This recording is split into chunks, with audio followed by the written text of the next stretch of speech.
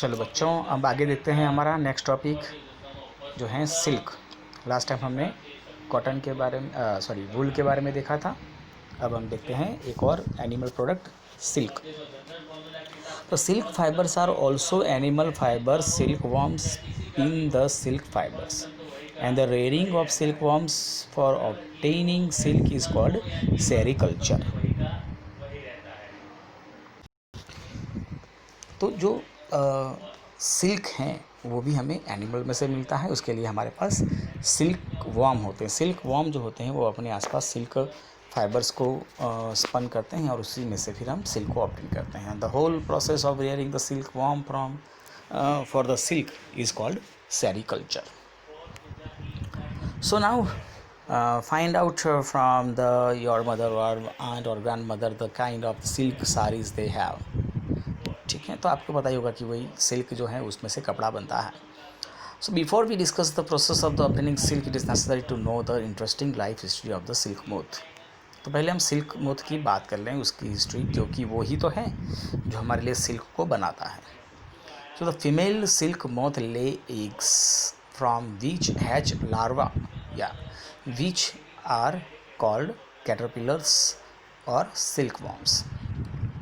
तो जो female silk moth होती हैं वो नंबर्स ऑफ एग्स रखती हैं, नंबर्स ऑफ होंगे, और उस एग्स, वो जब एग्स हैं वो सब हैच होंगे तो उसमें से जो निकलेंगे इंसेक्ट्स, उसको कहते हैं अपन कैटरपिलर या तो silkworms. And they grow into size when the caterpillar is ready to enter the next stage of life history called pupa. तो अब ये जो हैं कैटरपिलर्स वो अपनी साइज़ को इंक्रीज़ करते हैं और बहुत ज़्यादा इंक्रीज़ करते हैं. मतलब वो अपने साइज़ के हिसाब से बहुत ज़्यादा खाते हैं और अपनी साइज़ को और ज़्यादा इंक्रीज़ करते हैं और फिर अपने आप को मतलब नेक्स्ट स्टेज में लेकर जाता है, known as pupa. It first weaves a net to hold itself, then it swings its head from side to side in the form of figure like 8.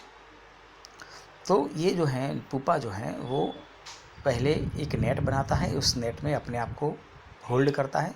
उसके बाद वो, जिसे हम 8 लिखते हैं, उस शेप में वो अपने हेड को घुमाता है और अपने आसपास एक लेयर बनाता है. During this movement of the head the caterpillar secrets fibre made of a protein. और वो इस मूवमेंट के आसपास, मूवमेंट जब करता है तब अपने आसपास एक फाइबर स्ट्रक्चर बनाता है जो प्रोटीन का बनाता है. जब वो प्रोटीन एयर के कांटेक्ट में आता है तो वो थोड़ा हार्ड बन जाता है. So it becomes hardens on exposure to air and becomes silk fibre. Soon the caterpillar completely covers itself by silk fibers and turns into pupa, and this covering is called cocoon. तो ये अपने आसपास इस तरह के layer बनाता जाएगा और it is converted into pupa. This covering is known as cocoon. इसको cocoon कहा जाता है.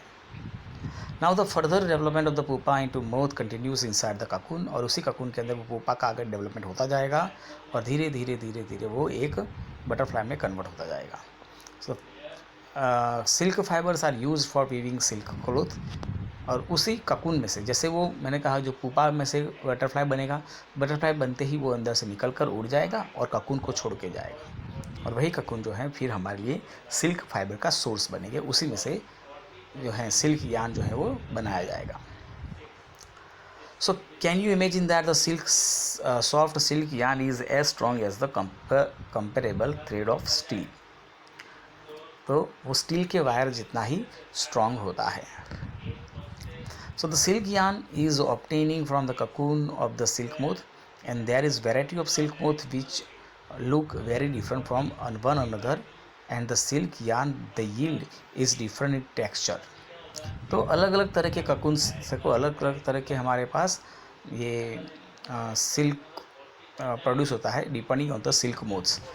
हमारे पास एक ही टाइप का सिल्क मोथ नहीं है, मतलब different types of the varieties और breeds are there of the silk moth, और वो सब अलग अलग तरह का सिल्क जो है वो प्रोड्यूस करते हैं. कोई स्मूथ करता है, कोई शाइनी करता है, कोई रफ करता है, अलग अलग. सो वी हैव लाइक दो तसार सिल्क, मुगा सिल्क, कोसा सिल्क, ये सब अलग अलग टाइप के सिल्क अवेलेबल हो सकते हैं. So they are obtained from the cocoon spun by the different types of moths. The most common silk is the moth is the mulberry silk moth. Mulberry के plant के ऊपर ये होता है, सैतूर जिसको हम बोलते हैं, मलबरी। तो उनके लीव्स के ऊपर ये सिल्क मोथ देखने को मिलते हैं। So the silk fiber from the cocoon of this moth is soft, lustrous, elastic and can be dyed into beautiful colors. तो मलबरी सिल्क जो होता है, मलबरी सिल्क मोथ में से जो हमें सिल्क मिला है, वो सिल्क कैसा होता है? सॉफ्ट भी है, लस्ट्रस मतलब शाइनी है, इलास्टिक है, और उसको हम अलग अलग कलर्स के अंदर डाई कर सकते हैं। The sericulture or culture of silkworms is a very old occupation in India. And India produce plenty of silk on a commercial scale. तो सेरिकल्चर का ये जो प्रोसेस है, या तो जो कल्चर ऑफ सिल्क वॉर्म है, वो इंडिया में बहुत पुराने समय से चला आ रहा है।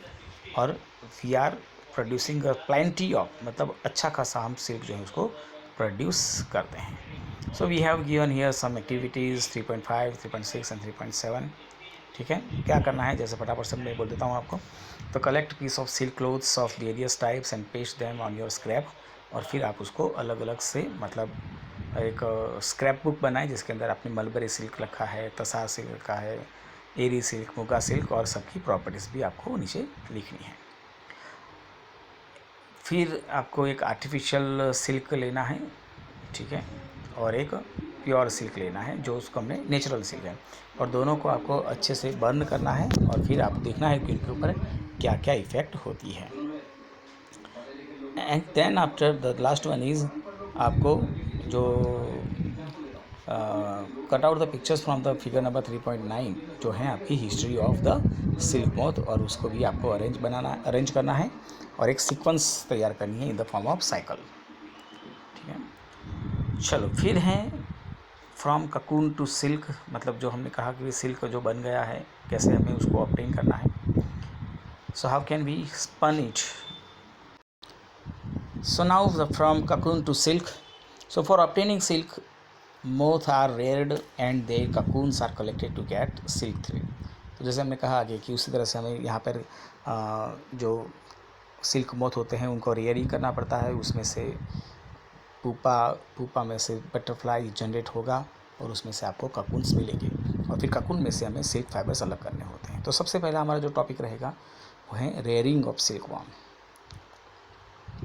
तो फीमेल सिल्क मोथ ले hundreds of eggs at a time, and the eggs are stored carefully on strip of the cloth or paper and sold to the silkworm farmers। तो ये बाज़ार में आपको ये एग्स भी तैयार मिलते हैं, पेपर की शीट के ऊपर आपको ये छोटे छोटे छोटे वेरी फाइन एग्स जो हैं वो चिपके मिलेंगे।